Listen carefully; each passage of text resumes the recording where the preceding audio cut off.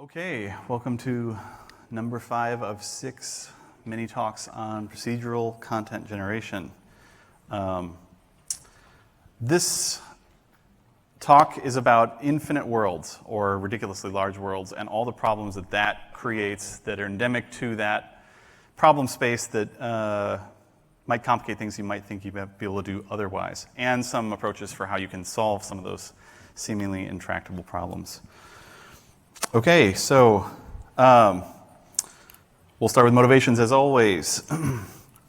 We want big worlds, right? Really big, friggin' infinite worlds, because why not?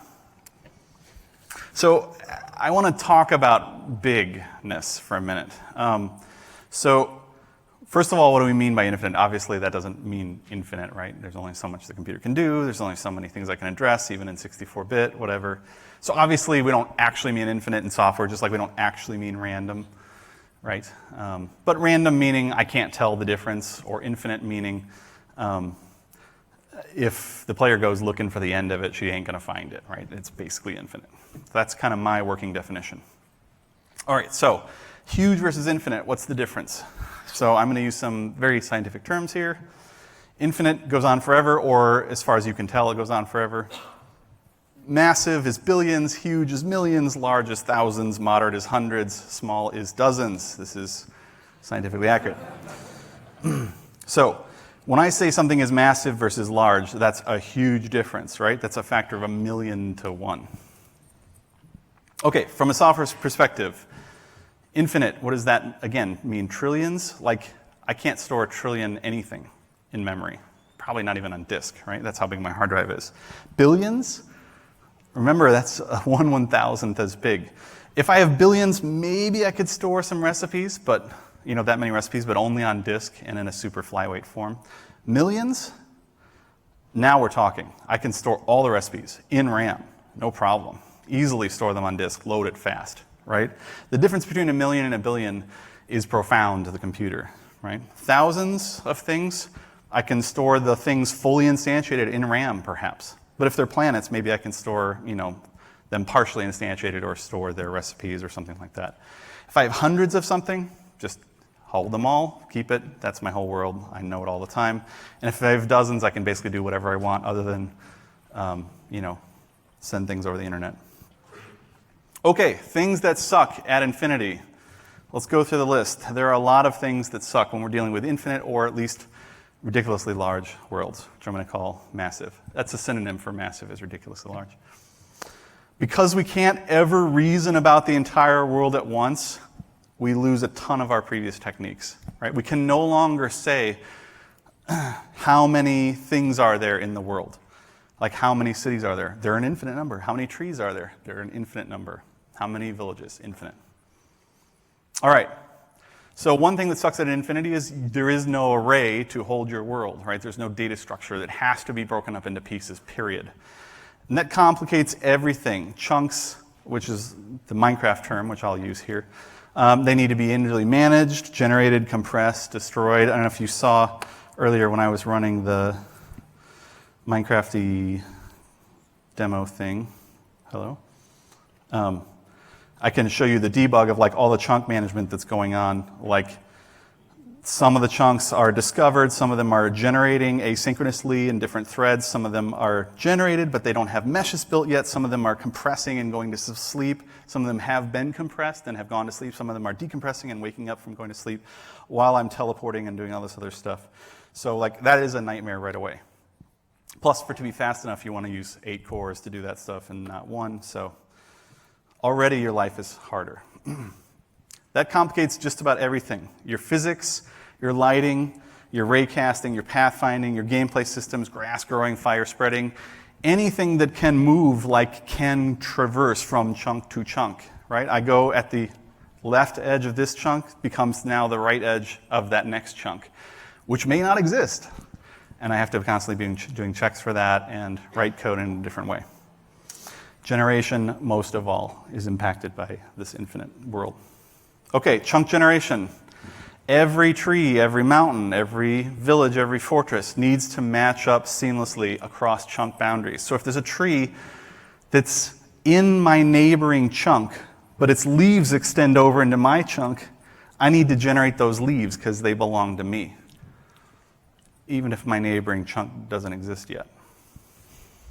So chunks can be instantiated in random order because if I'm only waking up the chunks that I walk around with, then depending on how I walk, I'm going to wake up the left side of the mountain before the right side of the mountain, and everything has to line up perfectly, right? And I can give you a really nice visualization of this too. If I sort of say, I'm right here looking at the mountain, I'm going to lock my field of view. So that's what I was looking at. And you can see we haven't even generated this other side of this mountain yet, right? And now I come over here and unlock the view, and that part better line up with that other part, right? And that's true not just of mountains, which is kind of easy, it's just Perlin noise, but everything, rivers, whatever. All right, mutations. We were just selling how awesome it is to do successive mutation steps instead of generators. Remember all those things? Yeah, half of them go away, or at least in some form they go away. Like cellular automata assumes that you robustly, completely know about your neighbors. Well, no one knows about all their neighbors in an infinite space, right? So we have to draw the line somewhere, and maybe we can fudge it by sort of cellular automating into stuff we think might be there, but isn't generated yet. How do you place infinite rooms and paths, right? Recipes. Recipes suck at infinity. Remember all those cool benefits from that? You can kiss those goodbye. No matter what your success rate on regeneration is, it's impossible to build a complete whitelist, period. Right? That would be infinitely large, no matter what your success rate is. Or a blacklist or anything else. Plus, remember, half those things worked only if I could say that it's okay for content to differ. If I just discovered John Smith, and then I discover who would be another John Smith, and I decide to rename him instead. But if I visit them in the opposite order, then he's John Smith, and he has to have another name. I can no longer do that because the order of discovery in a generation is arbitrary, and it has to be consistent, right? I can't sort of decide that I'm going to have the tree and then come back the other way and then decide you're going to have the tree, and now who has the tree? Constraints. Constraints suck at infinity. How many kitchens are there? How many villages, right? You can express them as densities. I want there to be about 10 trees per square mile or 40 trees per square mile. So there are ways of creating constraints, but they're awkward, especially since a square mile, is that like on a grid or is that a roving grid, like within any given square mile? You could say, oh, fine, you're cutting the world up into chunks, so fine, every chunk has one village, or every 16 chunks has one village. So there are ways of creating sort of discrete content infinitely, right, by choosing an arbitrary density. Now, I might, as a player, notice that and see through it, right? I might notice, well, if there's a village here and there's another one there, then I can sort of infer that the line between them is here, so I know that there won't be another village for at least this many down. Like in Pandemic, you know the next 6 cards I draw are safe because I just had one of the bad cards come up. Not exactly thrilling stuff. All right. Trees and villages, I think, are two good examples of the simplest part of the discrete problem. First, there are an infinite number of trees, there are an infinite number of villages. Every chunk has to make the part of the village that overextends into it, right? So I'm on the edge of the world, I'm generating. What's beyond me? No one knows. It's never been generated yet. And there's no way we can pre-generate it because there's an infinite amount. And there's a village that starts over there that's going to spill over into me. How the hell do I know that? So even if the village originates 2 chunks away in a chunk that doesn't exist and has never existed, I have to know, oh crap, there is going to be a village there and I better write my part of it now. All right. So infinity sucks. Surely there's something we can do about it. Yes, there is. You're not going to like it. All right, how do you make infinite trees and villages in an infinite space without making too few or too many, whatever that means? They're all still infinite. Or making them too close or too far apart. All right, so we showed you a little bit with noise before, and I'm going to bring that up again.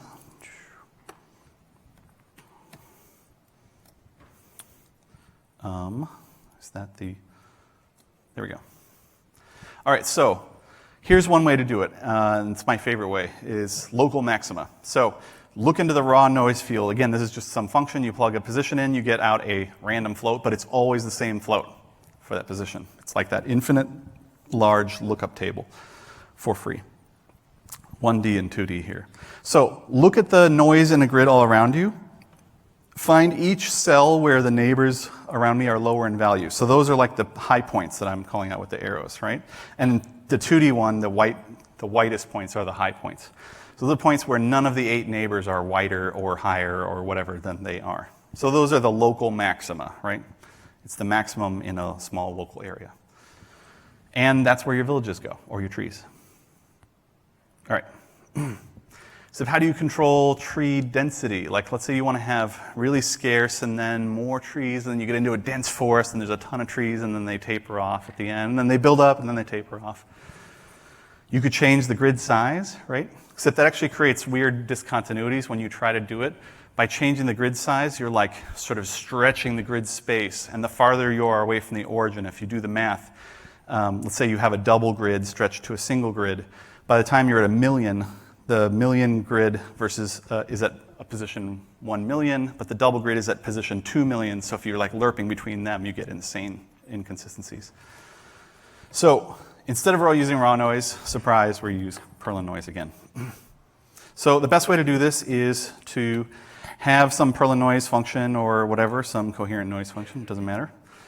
And I'm going to add a few octaves. And then try to find the local maxima. So I'm going to put lines. So those are the high points, right? Where this says I'm higher than the people on either side of me.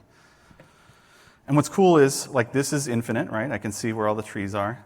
And if I want to make there be more trees or fewer trees, I can just increase the loudness of those other angles, the other octaves of noise. In fact, if I add more octaves, we can easily get more trees or fewer trees, or more villages or fewer villages, depending on the scale, right? So by having Perlin noise and getting the local maxima, you can easily find where things should be. And I have this in 2D as well. Yeah. So I don't know if you can see those green points, but those are the local maxima in the 2D noise grid as I make the noise crunchier or smoother. So there I'm getting into the forest part, and then I'm coming out of the forest. And that I can change topographically. So as I go from east to west, the crunchiness or the persistence of that noise can turn up for the foresty region, and it can turn down, and I get a perfect feathering in and out. And everyone all agrees on where the trees should be because we're all looking at the same noise. Hopefully that makes sense. All right. Rivers. Rivers suck. So there are an infinite number of them, perhaps.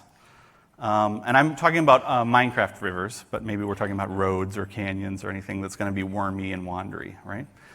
And they might be rather long. I probably want them to be long if they're going to be interesting at all, right? If they're only 3 chunks long, then that's not much of a river. So I might have a river that literally originates 20 chunks away from a chunk that doesn't exist and has never existed, right? Same problem, just worse. So what do we do about it? Same thing, just more math. All right, so how do you make infinite rivers in an infinite space? Generate river noise at each chunk. And this could be per chunk or some large grid. I'm just trying to find the sources of the river, right, in some infinite space. But I could use the local maxima of the smooth noise as well if I want to be able to change the river density with the biome. Find the local maxima. Each one of those is a river source, and then I'm going to worm out from there. So I'm going to wander out from each of those sources. For each segment of each river, so remember, I'm going to start here, and then I'm going to do the drunken goat wander or the Perlin worm wander. And I'm going to take a little step, and then a little turn, and a little step, and a little turn. So I might have like hundreds or thousands of segments that I'm wandering to get a nice snaky, rivery thing. That's long and curvy. For each one of those segments, I have to check, is it close enough to affect me? Right? Because this river originated like half a mile away, and it started taking off in the other direction. So like I need to know that I should ignore that river. but then maybe it wanders for a while and then comes back around, and then it finally mysteriously ends up making its way and crossing through my chunk. So I do care about it. So I have to check each part of the river if it's close enough to affect me. If so, I have to check against each column of my chunk to see how much that column is affected by the river, because I want, as the river gets close to me, I want my heights not to just sort of carve down, that would be canyons, but I want them to sort of get softly sucked down to below sea level. So check how far the river pieces are to any part of me, this lonely chunk that's trying to generate myself, taking the river into account that originates over there that doesn't exist. And then I want to lower my terrain heights within range of the river. Right, the river I was just showing you a second ago was a range of 32, I think. Yeah, so as the river goes, it will like pull the heights of this. This would have been a mountain otherwise. Let me see if I can, well, let me do this. Whoops. All right, so that's what the landscape would have looked like normally, and here's with the river carving it. That's the normal landscape and the river carving. So I have to like feather in the effects of the river as it comes near me. Bring them down to below sea level, again, doing Minecraft style rivers, and then feather off the effects with the distance to the river. So that means that 90% or even possibly all of the river will have no effect on me, right? Because I'm only one lowly chunk in hundreds that are sort of nearby this river. All right, so question, how far away do I have to look for river sources? As far as the maximum range that the river could travel, right? So if the river is allowed to wander 20 chunks away, I have to look 20 chunks away for any possible river sources. Which is fine, I can do the math, I can go way far out, but that also means if I have to look 50 chunks away or 100 chunks away because I want really long rivers, now I'm going to find 75 river sources, 400 river sources, and I have to follow each and every one to its fruition to see if it comes to me.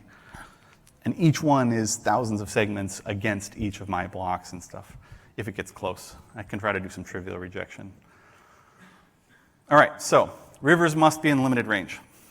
So using this technique, you basically just declare rivers can only go so far. Or perhaps, yeah, we'll just say that for now. Rivers can only go so far. So maybe if this graph paper, I don't know if you can see that graph paper, is chunks, then maybe these rivers can go as far as 15 chunks away.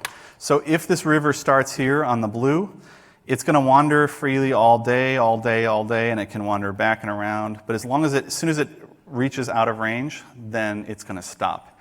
And probably I don't want it to stop abruptly, though that's what my demo does at the moment. So as I'm approaching the end, I want it to sort of feather off into a delta or something like that.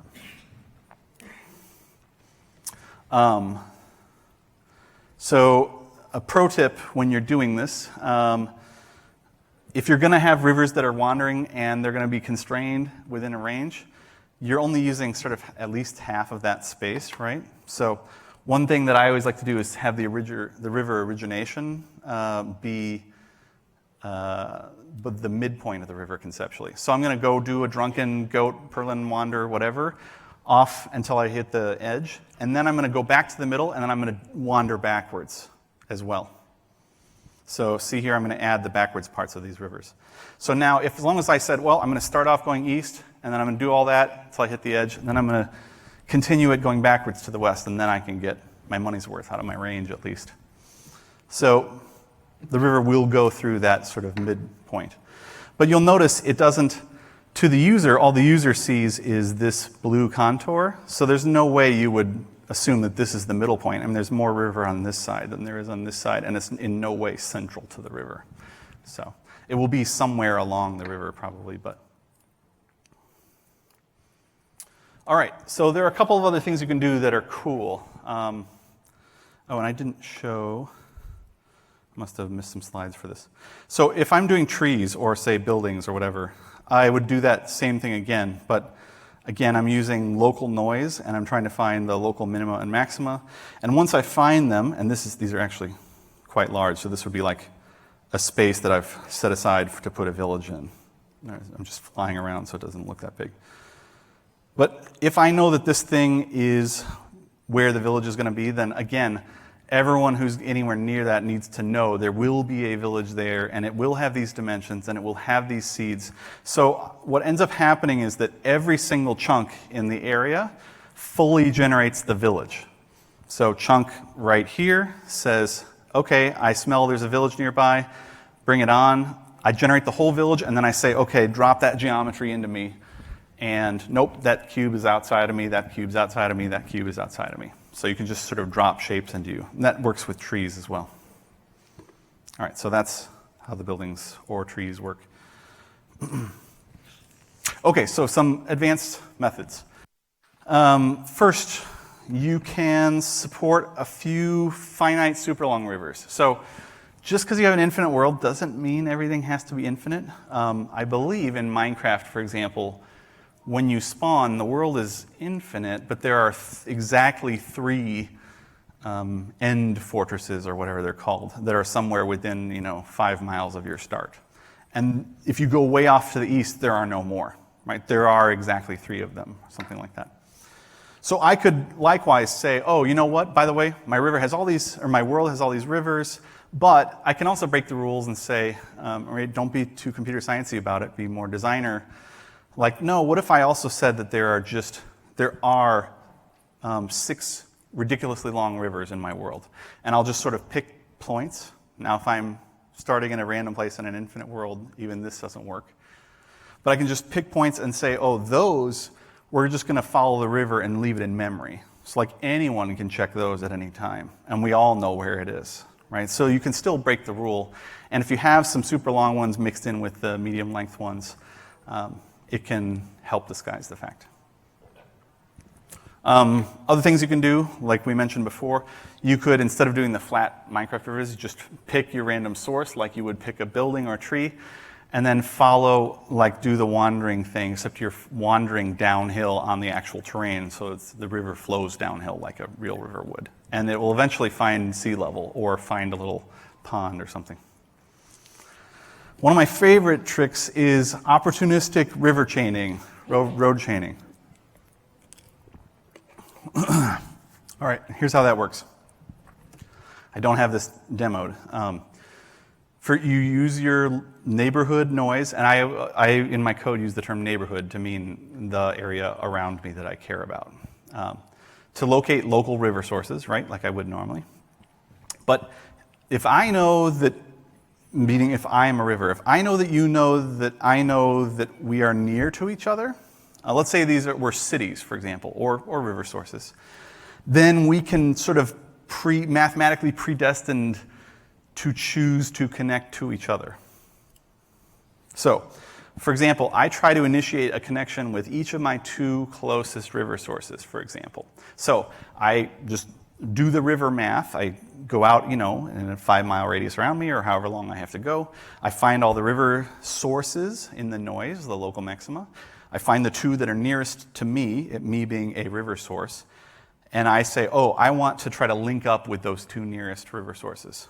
So then what do? I go ask them, hey, nearest river source number 1, who are your 2 nearest river sources? Wink, wink. And if one of them is me, I'm like, cool, let's connect.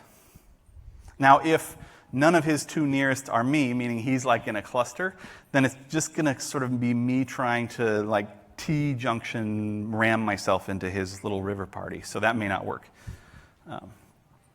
But if I am one of your 2 closest neighbors and you're one of my 2 closest neighbors, we can connect. And I chose 2 because then you can get like through paths. And what's really cool, I have done this like in simple demos, is you can get insanely long chains of rivers that go like from source to source to source to source to source to source, connecting to each other just happenstantially. But none of them really knows about the cousin, right? They just know about the single connection away.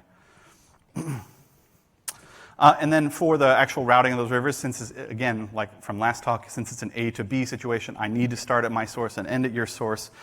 I like to use splines if you want it to be really lazy like a river, or purlin worms that sort of get a steering bias as they converge. Or if it's roads, I like to use purlin routing. And the straighter the road, the less noisy the Perlin routing noise should be, right? Remember, Perlin routing was A star through Perlin noise. So if that noise is flat, it will be very simple straight roads. Okay, so to conclude, let's come back to our problem space. So remember, understanding the problem space is key, right? It's very, very easy to get lost in the idea of what you're doing and lose track of why you're doing it. All right, do we want infinite world? Do we want massive world? Huge, large, moderate, small? Really think seriously about this. It's very easy for me as a programmer to assume that there are 4 billion seeds, right? It's very easy for me to assume that there are, whatever, this much content, because that's how much int holds, or that's what my data structure wants. To a computer, the difference between 1 million somethings and 1 billion somethings is profound, right? 20 megs, no problem. 20 gigs on disk, 20 terabytes, done, right? Profoundly different. To a player, 1 million worlds, 1 billion worlds, 1 trillion worlds, who cares, right? I'm gonna explore a 100th of 1% of 1 million worlds, or I'll explore 1,000th that many of 1 billion worlds. So it's cool to say on the back of the box, yeah, you have 1 billion worlds, but really who cares? And it changes whether you can have things in memory or not, right? It changes whether you can do algorithms or not. So don't go infinite unless you really, really need to. And don't go arbitrarily large just because it feels awesome to do so. So what's better, 1 billion samey planets, or 1 million moderately different planets, or 1,000 really interesting planets, right? Which one is going to generate more player disappointment per hour? It's my new metric. And I am guilty of this. Anachronox, we had 640 billion combinations of weapons. No, there's like 15 really distinct weapons. Like it was modular parts you could slap together, and we put that, that was part of our marketing. Whatever, it's irrelevant. I love Borderlands, I played it, but there were not 1 billion guns. And at some point, even No Man's Sky, although this kind of feels like that other world I had. So think about how important uniqueness is versus volume, and don't do it just out of hubris. All right, infinite worlds are a pain in the ass, but you can manage them. Clearly, Minecraft does. Most of the generation things that are in Minecraft, I've done, but they all have this slight extra pain in the ass to them, right? Even like your lighting propagates over an infinite space that's chunked up that may not exist, contiguously. Or a chunk may pop in after you've already thought that it was dark or whatever, And a lot of those cool classic techniques, especially, unfortunately, some of the ones we talked about today, get worse or harder, or some of them totally break in infinite spaces. Local maxima, though, for me, are the key to spacing out your discrete constructs, whether they're trees, villages, rivers, in an infinite space. And before you choose carefully between thousands, be sure you choose carefully between thousands, millions, billions, and trillions. It really matters, right? It fundamentally changes the approaches you can take. Thank you very much.